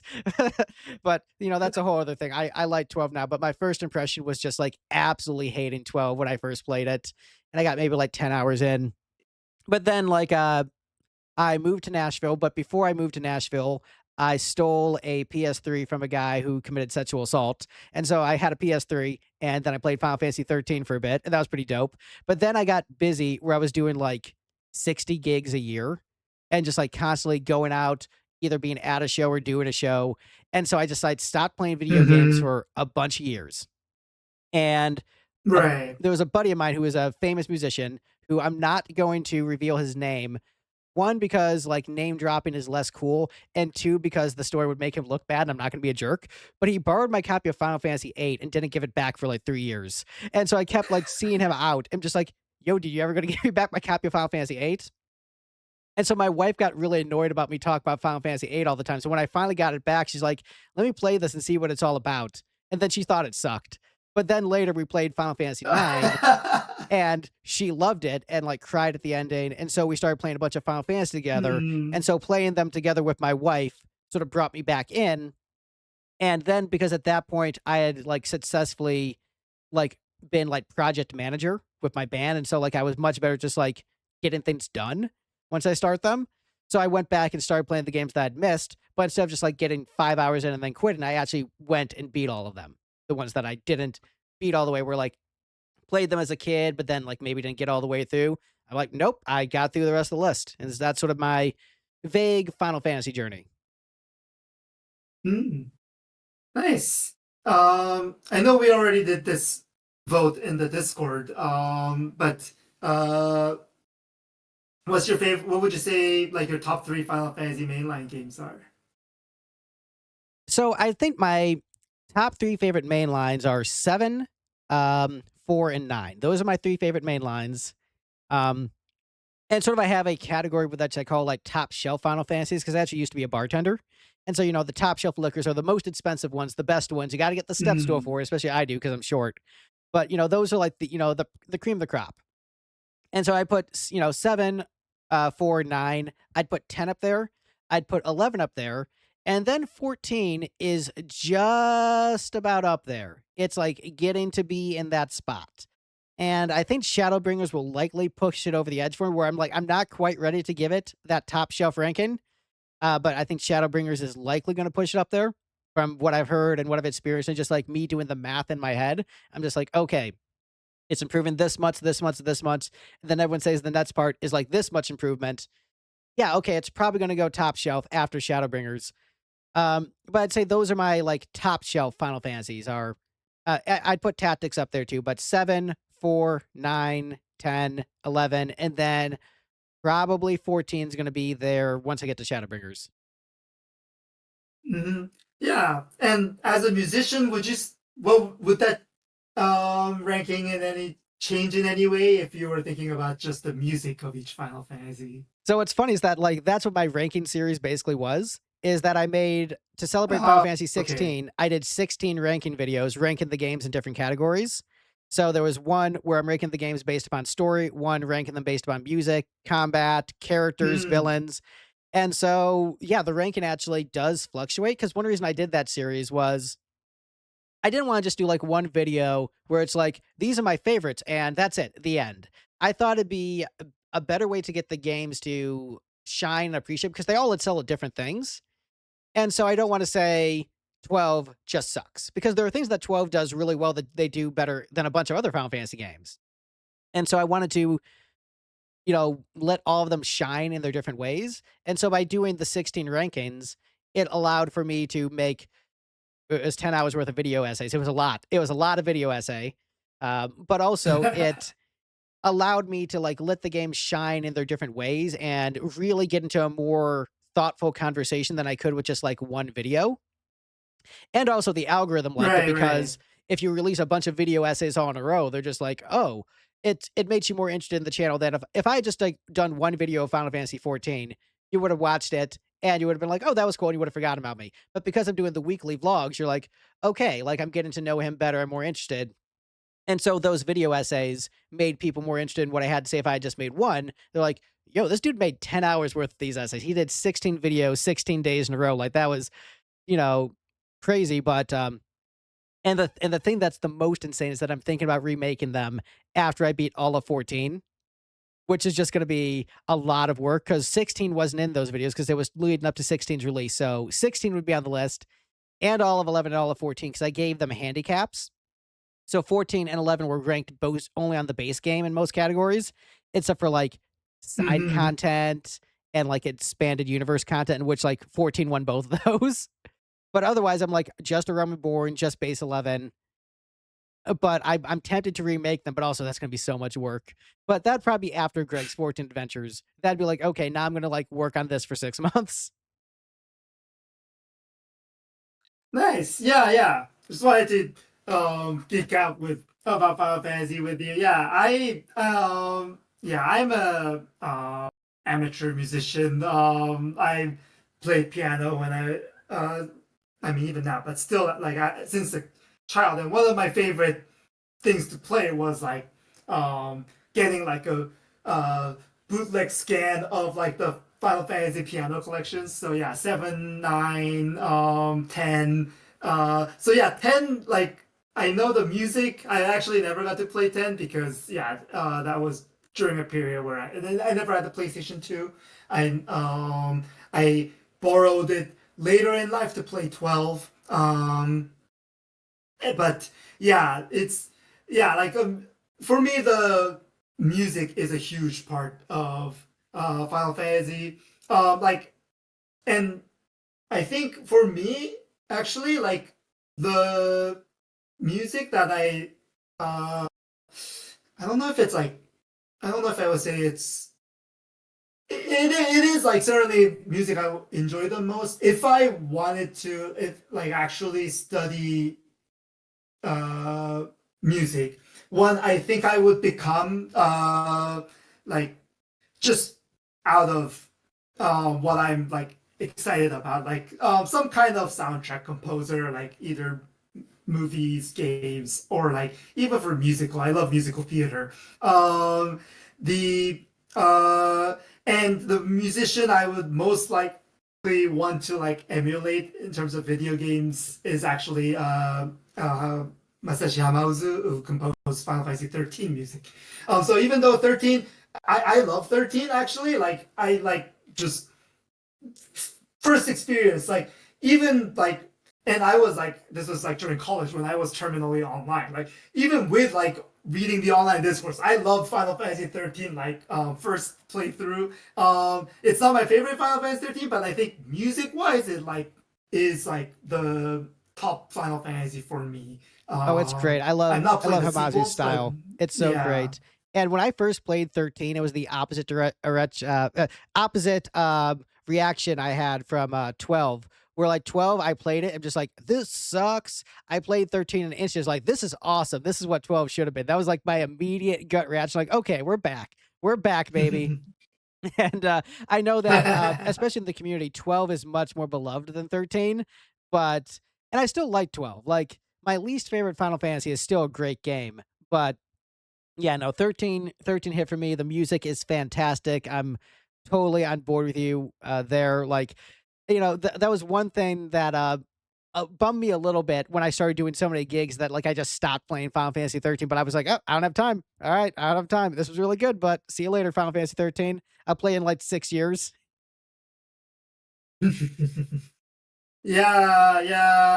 It's yeah, real life gets in the way. There's so many games, yeah, I missed just because it came out during a time when like I one well, yeah, like neither had the time nor like the funds to spend on video games like during like high school college years. And yeah, so yeah, the type of gaming I got into actually was like, and just like as a result of going to like being in college, like were more uh like competitive games that like still like I never was into like shooters, but like ever since I was a child, like StarCraft, probably growing up in Korea had an effect on that. Yeah, so like in college, I played a lot of StarCraft 2. I played a lot of Super Smash Melee, and like just single player RPG games kind of fell to the wayside. I think Final Fantasy 13 might have been like yeah, the first time I tried to get back into it. I bought a PlayStation 3 when Final Fantasy 13 came out. The uh yeah, when Metal Gear Solid 4 came out, I have good memories of playing Metal Gear Solid 1 on the PlayStation 1. So I really wanted to get a PlayStation 3, but I was like, oh, I can't get it right now. And the Final Fantasy 13 came out, I was okay, yeah, there's two games I want to play on this console. Like now it's enough to justify the purchase. Yeah, I've like I said, I've had a really weird journey. So I haven't really bought a console in decades. And it's just I've just found like weird ways to play everything I want to play where, I had the PS3 and like 15 and 14 were both able to run on my laptop. So it was 11. And then 16 because there's this service called GeForce Now, which is basically like streaming like cloud gaming from The like someone streaming else's game. PC. And so that's the only way I was able to play 16. Otherwise, like I still probably wouldn't have played it. But because of that option, I was able to play 16 and I loved 16. I thought it was great. So I've loved every Final Fantasy game, all the main lines at least. Like there have been, some clunkers in the series, but overall, like it is my favorite series and I'm extremely happy with it. Like I love them. And as far as like the music thing goes, I'll say the difference between a professional musician and an amateur musician is a lot closer than you might think. I'll say that right now, my friend, because the number of like musicians who you think are successful, and then you find out they're like driving for Uber on the weekends. Trust me, you would be shocked. I know guys who straight up they will play an arena in South America on Saturday. And then on Monday, they'll be driving an Uber for extra money. It is a ridiculous industry. It is absolutely absurd. Yeah. So, like, trust me, like that line is a lot blurrier than you might think. Yeah, yeah. Yeah, I wish just it just in general, like art was a lot more valued. Like I think it's yeah, it brings so much joy, so much connection, so much community. But for some reason it like in this hyper capitalistic world we live in, it doesn't scale. It doesn't yeah, like it's just yeah, so yeah, I appreciate like what you're doing, like what you've done. Yeah, it's just uh more people should do art, more people should get paid for doing their art. More people yeah, like it's just it should be valued a lot more, I think. It's both in terms of uh money, but also like yeah, just appreciation. I mean, yeah, earlier on we were talking about like politics in our games, politics in our art. Like that's like because art is like the perfect medium for like yeah, touching on like society, touching on our lives. It's yeah, I think that's at least for me like why I continue to do like try to do music. And I mean I'm obviously like in a privileged enough position where I can afford this, but like I mean I borrowed my cello, but like I'm like taking cello lessons right now, trying to learn That's awesome. an instrument. It's yeah, yeah, like it's over in the Nice. corner That's over there. that's great. We have cello Yeah, on one of it's our songs, and I will say that I've Mm. also done film score work too. So I've done, both the rock side and the film score side. And so I'm just, dude, that is awesome that you're jumping into cello. That is a great instrument. That's awesome. Yeah, yeah, it's I mean, I guess it's like going back to like yeah, just art. The first time at least in my memory, like have like the recognition that oh, this is what a cello sounds like is actually from uh in the anime Evangelion, Neon Genesis Evangelion. The three main four main characters, they all each have like a string quartet instrument like assigned to them. And the main character Ikari Shinji, he plays the cello, and that's the first time at least I can recall, of hearing Bach's cello prelude in G major, and like, and ever since then I've been like, oh, I want to learn the cello, and I did briefly try to pick it up in high school, like right after I moved to the States, but like never went anywhere. Partially because like by that time, like in order to join the high school orchestra, all the kids learned their instrument in middle school. So like yeah, I it was too late for me to join. I was just taking lessons, but like yeah, um, but like yeah, starting last year, I've had my friend's cello, like it's her high school cello that she hasn't touched in like 15 years, 18 years. And I was, she didn't have a place to store it. So I was like, oh, I'll store it for you, with the side benefit that I can, play it. So yeah, I started taking lessons last year. It's been, yeah, so much fun. Like, I've always played the piano and I play kind of like in like a, open mic night with a bunch of other, um, friends, but like yeah, this is a new instrument that I'm picking up. That's a ton of fun. Yeah, that's awesome. I was a late bloomer musically. I didn't actually even start to learn to play instruments until like I was 15. So, like, when you're talking about, like, Mm. I wanted to join the high school orchestra, but I was behind, like, I was remarkably behind my peers and had to play a lot of catch up. And to be, like, completely honest, I am not a very good musician on a technical level, but I understand how to get what I want. And that is sort of my, like, my skill. We're kind of like where I view the way I am with as a 14 player, as I'm looking at footage in the background of me doing Heaven on a High with Sean Darker, who said I'm a better player than I think I am. I think I am good at figuring out what I want and then figuring out how to get that. But like as a skill level, like you're probably you on piano are probably better as a musician than I am on every single level. I'm telling you that right now. I am not very good, but what I am good at is writing. That is sort of my skill, arrangement, putting all the pieces together and making everything come together and come alive. So like I'm a good producer, I'm a good songwriter, but like as a player, I'm trash. I am absolute trash. so you know, what's funny is that the entire point of this exchange was me saying don't sell yourself short as I sell myself completely short. So do as I say, not as I do. Yeah, yeah. As we're wont to do, I think it's yeah.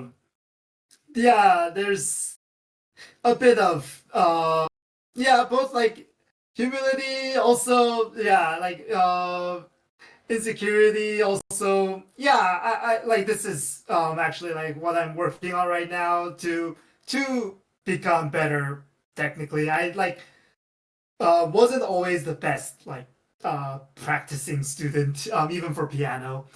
With the cello, I think it's partially just because like compared to a kid, like I have like a bit more awareness and a bit more patience. Like I'm like really drilling with the metronome, and I'm um, like yeah, and like it's yeah, like my teacher's telling me like just go really slow with it, like, and like yeah, it's don't like because yeah, he sees like how I'm practicing it, like yeah, and I find and like when I have the awareness, I catch myself like thinking, Kevin, like you've played the piano with a metronome before. Like, why can't you do this on the cello? Or like, why can't you like do this at this speed? And my teacher tells me, like, make it like don't make it about ego. Don't make it about like insecurities. Just really just sit with like the slow tempo. Like when you get comfortable, raise it by like 1 BPM, 2 BPM. Just go step by step. And yeah, and I think that's like uh when I actually like can practice that like self-awareness, like that mindfulness, that um yeah, like just kind of like letting that ego speak, like either like silencing it or putting it in the back, and just really just being present in what I'm like doing at that moment. It's very meditative, it's very healthy, it's very uh yeah, like coming out of it, I feel good. I'm like, yeah, like, oh, uh, I just accomplished something. I think it's yeah, all of those things are, I think, like a really huge joy about um I guess like not just music but like practice in general. I think something I recommend more people do. No, practicing is important. That is one thing whenever, because I've been hired as like a hired gun bassist for other projects, and so I always made sure like if I'm Hmm. showing up, I've got that like nailed before I show up at the rehearsal room. So like I know the songs in and out, Right, right. and you'd be surprised how many people don't do that. They just show up like, oh, I didn't practice the song at all. Like, well, you should have. Um, but as far as like when I was talking about like my musical skill level, that actually wasn't at least on my end like an ego thing of just like or talking down to myself. I just was like, this is just like my emotionless assessment. But I think a lot of people when they hear that they think like, oh, he's talking down. So I'm like, no, this is just like really what I think. It doesn't make me sad. I'm just like, no, I'm just like, I am objectively not very good at playing instruments, but I know my way around enough music theory where like I can write you a great song or I can write a great film score. So that is the thing is that I think like just because like I will often sometimes write stuff that's harder to play than I can play, but I'll then hire somebody else to play it. So like I can write the hard thing and then get someone to do the hard thing, but like whatever, I'm the singer, I don't need to play it. So that's the trick is that like I know like how to pull the different pieces together. So, Final Fantasy Manager Edition, band member manager edition, like, oh, whatever. I'm like, I'm not going to be the guitar player on this. I'm not playing guitar live. I've got a guitarist. It's his problem, not mine. Which is probably Yeah, not yeah. not a good way to I do think things, but it's it's what I've done. no, yeah, it's really cool. I think yeah. Uh we just need more, yeah, I think just art and just good art in this world. So yeah, I think that's really cool. Um yeah, this did I have any other questions? Uh how far like specifically are you in Stormblood at the moment? I know like your VODs are like a week or two ahead usually. They're actually not usually a week ahead. They're usually like I make them literally that week. The process, which is Oh insane. really? Yeah, no, it's insane. I probably should get a backlog, but I'm trying to make it Because you could do put up the premiere like a week ahead, right? no, the Ish, premiere like is like a day over ahead the weekend. usually. So like I will this is the Oh, process and it is usually crazy. So the vlogs come out Friday at Japanese and Korean midnight, which is in my time right. zone 10 o'clock in the morning because I thought like, oh, I'll be cute because that's when you get the new bonuses for each day because of the MMOs I played. So that's where I thought I would do it at Japanese and Korean midnight. But so they come on Friday. So the process is usually Saturday and Sunday, depending on my schedule, because often I'm very busy doing stuff with the wife, so I don't get to play it all Saturday, Sunday. So Monday before work and then maybe Tuesday before work, I will play as much 14 as I can. And then Wednesday, it'll be I will record the audio, which is usually takes like about an hour. And then I edit that down, and then it brings it down to like maybe 20 minutes because they'll be like I cough a lot in the mornings, but that's the time I have to record. So after cutting out all the coughing and stuff, it's like maybe like 20 minutes. Then I add all the music, And then I go back and after that's mixed, put that audio file with the music in a video editor and start plopping in my footage. And I just do that between Wednesday and Friday and just desperately try to get it done in time. And so I probably should do like get a couple weeks in advance done so it's not as much work every single week, but that's actually what I've been doing. Um, what I'm hoping to start doing in the future is actually start recording on Mondays. And so like then the videos are hopefully done by like a Wednesday. And so then that gives me like a Thursday, Friday, Saturday, Sunday block to get like more playing done is what I'm hoping I'll start doing. But then also like I'm going to be like out of town for a little bit. And so like everything's going to be in chaos and flux. But that is kind of what I'm hoping the process. But like honestly, like it is an insane process to do like this amount of video editing every single week when working full time, working on new music, having a social life, and also like being married. Like honestly, like it's probably not good that I'm doing this much work, but you know what? It's fun and it makes the 14 experience. It's helped me like soak it in more, where the story is sticking with me better and it's also developing like my friendships through the videos where people are commenting and then I'm talking about the game with them and then I'm getting their insights and they're getting my insights and there's this back and forth going. Because if I wasn't doing these videos, I would actually probably be done with 14 by now because I would be just moving through it that much faster. But I'm Right. finding it to be a very worthwhile, valuable experience to. But yeah, I mean, a backlog. One of the reasons I'm not doing a backlog is because as new stuff comes up, if someone says, "Oh, what are there's this part that's coming up." Like if I've already done it, I can't have that same back and forth. So it's kind of an insane way to do it, but it's what's working for now. But there have been a couple times where I'm like, "Hey, yo, I am moving." So like I am recording a backlog because otherwise this video won't come out. You're right, right, right. Yeah, you had a pretty crazy few weeks dealing with things, right? Right. And actually, but Yeah, but this yeah. will be a backlog video because of me being out of town. So I've got the one that's coming up next week, Mm, which was a special video where I reacted to my old Final Fantasy 14 opinions from that ranking series I did, where I just went oh to yeah, I right. went to all the 14 segments of that video and then just reacted of those videos, those 10 those 16 video essays and just reacted to my thoughts on 14, which was like a lot of it was me being like, I don't like this in Around Reborn, but then like praise. So it's like me having played Stormblood looking at past Greg, how he thought about Around Reborn, and like having a conversation with my past self. So that is a backlog episode. And then this will be a backlog episode because I will be back in town like, next Wednesday. No, not from, so I'm not this Wednesday, but anyway, I'll be back in town on a Wednesday, which means I'm not going to have time to like record and do a vlog, all that after just getting back into town with work and stuff. So this will be a backlog episode. So I do backlogs when I'm really busy, but otherwise, every week, baby, every week. Mhm. Nice. Yeah, yeah. Well, I'm certainly glad that you're recording your Final Fantasy 14 journey like this. It's so much fun watching that. And kind of, yeah, I think I mentioned this in one of the comments, like just reliving my time going through it. And also, yeah, at the same time, we get to, yeah, have like a whole community around, yeah, your journey. So, yeah, thanks so much for that.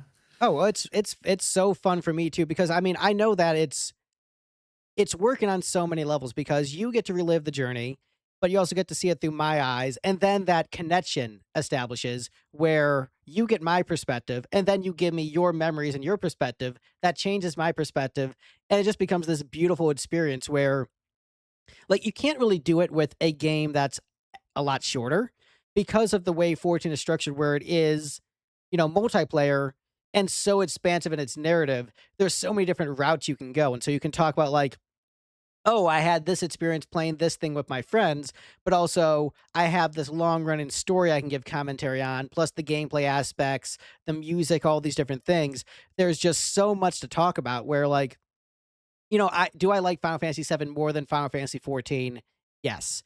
Could I talk about Final Fantasy 7 as much as I talk about Final Fantasy 14?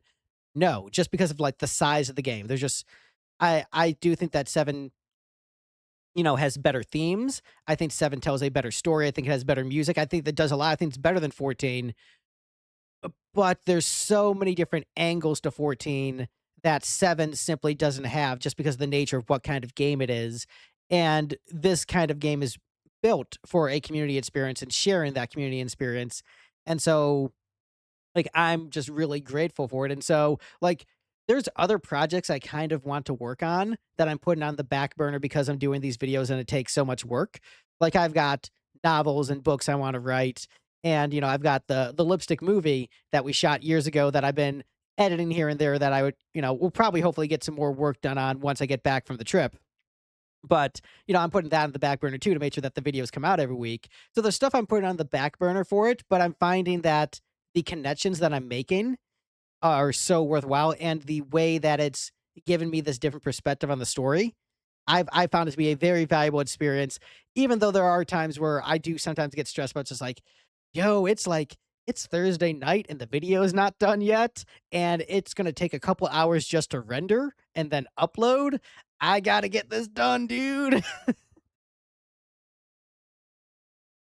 Yeah, yeah. I can imagine. It's yeah, uh um like I talked about the open mic night I do. I used to do also videography for it, and uh it like burned me out. Like I was like, okay, it's like big, it's to the point where I it makes me not want to like do the band anymore. Like, and so yeah, like this year I'm like completely like cold turkey taking a break from it.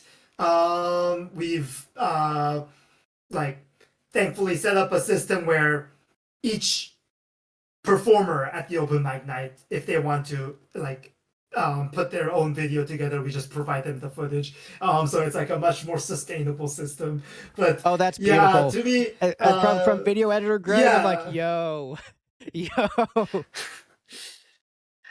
yeah, like I love photography, and I've always done photography like as a pretty big hobby. And like I can sit there and edit photos like for like yeah, like just not know the hours going by. For some reason, videography, I cannot like it. Yeah, that doesn't happen to me. I think like maybe it's just like the extra logistics involved. Maybe it's just like the responsiveness. Like oftentimes videos like at least I don't have like a great um like editing like rig. Like it's like a It's lot. better Yeah, than the mine, I processing is guarantee slower. you. I Yeah. guarantee it's better than mine. Yeah, yeah, just videography is like just not There's a something lot that more I've work like with it, I always think, enjoyed. because, like, So you can listen to music while yeah. you're doing, photo editing or something, but, like, with videography, when you're having to time things, like, along with, like, an audio track, so, like, you can't veg out to something else while you're, like, doing this process, like, you have to be more involved in it, so it's definitely, it's a lot more in that aspect. Yeah, I certainly think so. There's yeah, for so yeah, I'm sure for different people it's different, but yeah, it's harder for me to like enter that flow state while editing videos. I actually yeah, in I call it my past life, but I used to work at an animation studio, and that was for like doing uh like like lighting effects like inside the computer, not like physical lights. But we would watch the first like same like 12 frame like shot like 100 times. Like I would just have to turn off the audio. Like I'm just like working on the lighting. I don't need to like hear the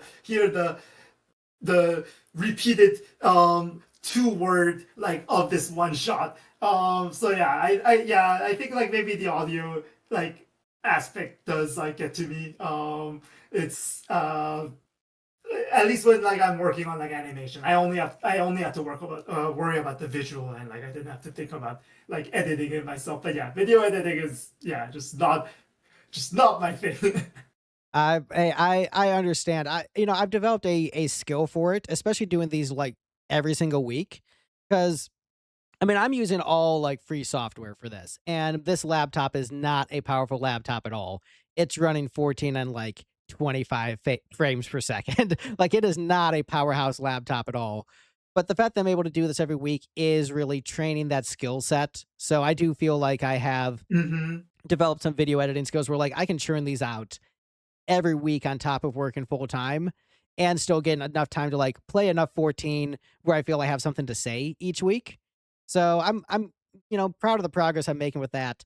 But also one really nice thing about Yeah. doing these interviews, the amount of work I'm doing is I hit the start record button and the stop record button and boom, it's going to be ready, baby. This video is great. So Yes. like this video is working on all the levels. Everyone gets the great content, and Greg gets so much less work. Everybody wins. Yeah, yeah, whatever to, yeah, make it sustainable. Yeah, make the process still a joy. Yeah, it's I will great. admit, I pushed myself to beat Stormblood like a little bit faster because, like, all right, so I can do the Koalas interview after I beat Stormblood. I'm going out of town soon. I'm going to need a little bit of a backlog. That would be so great to have that as a backlog episode. Like, okay, Stormblood, we're doing this. We're getting this beat now, baby. Nice, nice, nice. Glad to be of use. No, I mean it was great. I mean, I enjoyed talk with you. Quick question: koalas, just like your favorite animal, you just love them. Why the name the koalas? In middle school, just a classmate said I look like a koala. And then I was making a at the time, I'm gonna date myself. We used MSN Messenger. I was like, so I had to make a Hotmail account. I was like, koala at hotmail.com. Oh, taken. The koala at hotmail.com. Oh, taken. Let's add a Z. This was in the early 2000s, so it was in vogue to add Z to things. Yeah, that's how it became the koalas. And yeah, and koalas are pretty awesome, I think. They sleep 20 hours a day. It's pretty aspirational. Yeah, it's they're adorable. I think, yeah, I mean, not just koalas, but marsupials in general are pretty cool creatures. Yeah. I mean, I've got zero complaints with this. This is absolutely perfect. I'm a animal lover. Koalas are great, so I think that's just a great name. I love it. And the Z, trust me, we are. I think you're maybe like based upon your story and the time you played Final Fantasy VII. I think you're maybe like 3 years older than me. Like, but we're pretty close to the same age. Like, we probably would have been at high Hmm. school at the same time. So yeah, I'm in the same mindset of completely understanding where you're coming from. Cute animal, add the Z because of the the time frame. I'm on the same page. Absolutely perfect. Well, we've been going for about 2 hours. Do you have anything you want to wrap it up with? Any other questions? um, yeah, just like I guess, are you jumping straight into Shadowbringers, or are you gonna enjoy some of the Stormblood side content before you hop in? So the structure I have for playing through 14 is I have my giant to-do list. And before each Right. expansion, I do the things on the to-do list. So I'm going to be doing the alliance raids, the regular raids. So I've got a whole but I'm going to be doing the patch content. It's always the structure is do the expansion, do the patch content, do the MSQ that ties into it, and then get back to the next expansion. So, but before I do all that this time, it's going to be watching on YouTube every single job class that I haven't done because Right. I don't want to level them all, but I also want to make sure I get the story and also watching all the seasonal events that I missed over the years. So the great Final Fantasy 14 filler arc is next up on the list, and then the Stormblood patch content. So basically just like delaying Shadowbringers to a comical degree where people who are really excited about Shadowbringers like, which includes me. I'm so excited for Shadowbringers, and I'm delaying it to watch, like, freaking, like, Little Ladies' Day cutscenes on YouTube. I am going to deprive myself of Shadowbringers to be like, "Let's watch the leather worker quest line on YouTube. How exciting is the leather worker quest line gonna be, baby?" So, it's gonna be all of that before I even get to the patch content. Like, I want to do Return to Evil East because I love, Final Fantasy Tactics, And Sean Darko wants to do an episode with me after I beat that, the same way you wanted to do one with me after Stormblood. So I'm also delaying having a lovely chat with my buddy Sean Darko to watch freaking the woodcutter quest line or whatever it is on YouTube. Let me see the fishing storyline, how good it is. So it's pushing off the best parts of 14 to a comical degree with stuff that I'm sure isn't as good. Like, I'm sure the Dark Knight quest line's actually going to be pretty lit. That's going to be fire. That's going to be awesome. But yeah, I'm delaying the gratification for all of that, which I'm going to be glad to do in the long run, because when I played 11, I didn't play all of the content, but before I played 11, I watched the cutscenes for every single side quest and all the job class quests. So it's given me that more complete 14 experience that I got with 11, even if like I don't want to do grinding every crafting job because that's going to take so much longer. So this is going to delay it, but I have my limits. I'm just like, yeah, I just don't want to do that much crafting. I don't Yeah, want to learn how yeah. to tank, I think and so, I know I'd be yeah. a crappy healer. I'm not doing that. Yeah, I enjoy um all of them. I actually what is it? Either it showed up on my feed or I like uh just saw the title, maybe because you made a playlist.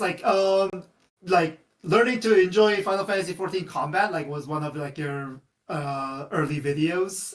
Yeah, I think that was before I even had the The intro, because I didn't know I was going to be doing these every week. I'm just like, Yeah, I was just starting I to make them. noticed.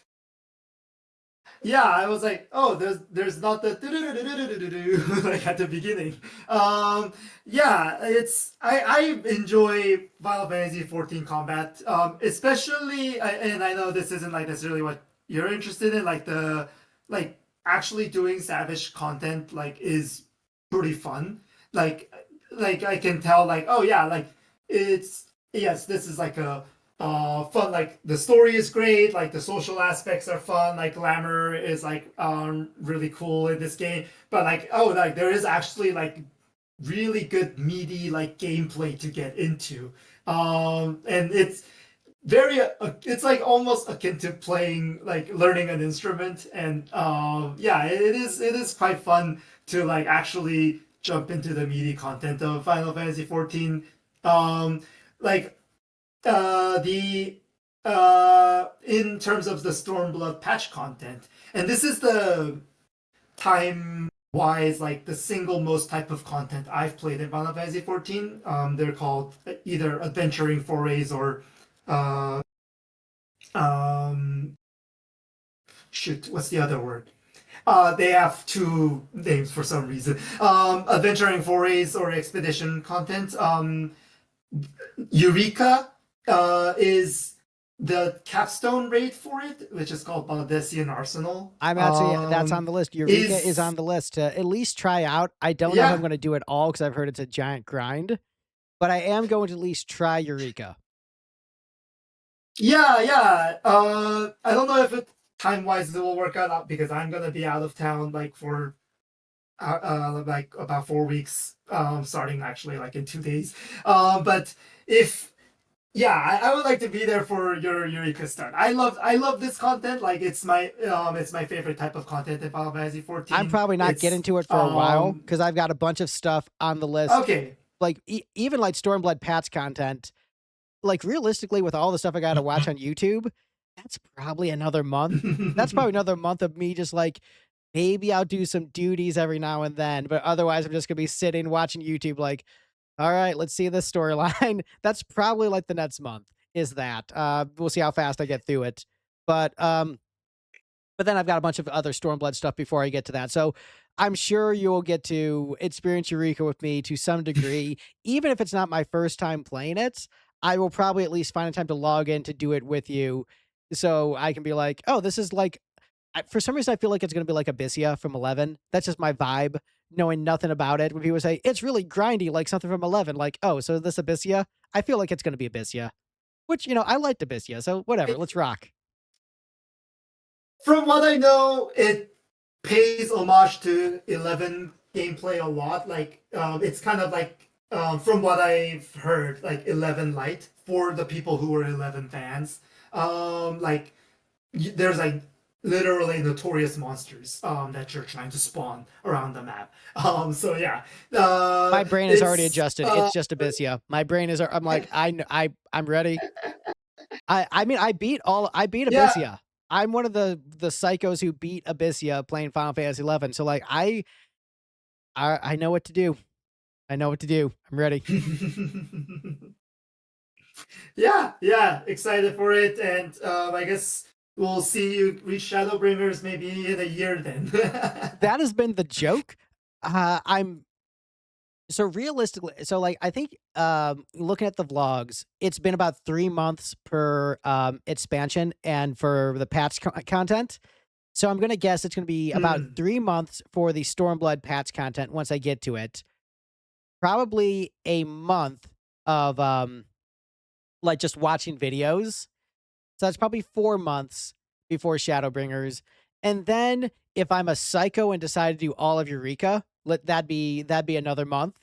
And so I'm gonna say that's gonna be about 5 months before Shadowbringers. So somewhere between 3 and 5 months is when Shadowbringers will happen. Um, and I think around that time is also when the new Another Eden game will drop. So then I'll be like, nope, sorry, gotta delay Shadowbringers even further to play that. Sorry, guys. Shadowbringers will happen at some point. Delay it to a Yeah, and then comical by the degree, time, yeah, it'll be 2027. right? But it'll be great when I get to it, and then I'll be like, 14 is now the best Final Fantasy game. Number one, top of the top shelf, Yeah, you're gonna have to add another shelf. You're gonna have to raise the roof, right? build another shelf in. Yeah, I'll have to do that. Well, that feels like a great stopping point. So before we go, so typically because I've done interviews like for many years now, at the end of interviews, I always make sure like, hey, make sure you allow the guest to promo. So if there's anything you want to promote, be it your own personal projects, or because I also interview people who are just like, friends who are just like, no, I'm not really doing anything. If you fall into that category, just like something cool you just want to share, like, yo, check out this thing that's dope, this anime I'm watching or whatever. So be it plug whatever personal projects you have or just something you keep as cool. What do you want to promote? Oh, yeah, I don't have anything personal that I'm like that I would promote. Yeah, I'm not like a online creator in any way. Yeah, I guess I just echoing back what we talked about. Just um, like everyone should, yeah, in whatever form. And because I think literally art can be anything. Yeah, just do art. Yeah, make sure everyone, yeah, finds some way to experience joy of creating in their lives. In this fraught times we live in. Just yeah, never forget joy. I agree. And what I will promote is just like be nice to people, go out and just be friendly, make a friend or talk to a Hmm. friend and just be nice. Make somebody smile, try to spread something good. So, art is cool, but you know what also is cool? Just a smile and a friendly conversation. So that's what I will promote. Smile and have a friendly conversation with somebody. Well, that is the episode. I'll see everybody in the comments. Thank you so much to the koalas for the special guest on this new episode. And also, man, the video looks so much better now that I adjusted it, the background. That's going to look so much better. I'll do that in future episodes. All right. Thank you guys so much for watching, and I'll see you in the comments in the next episode. Bye, everyone.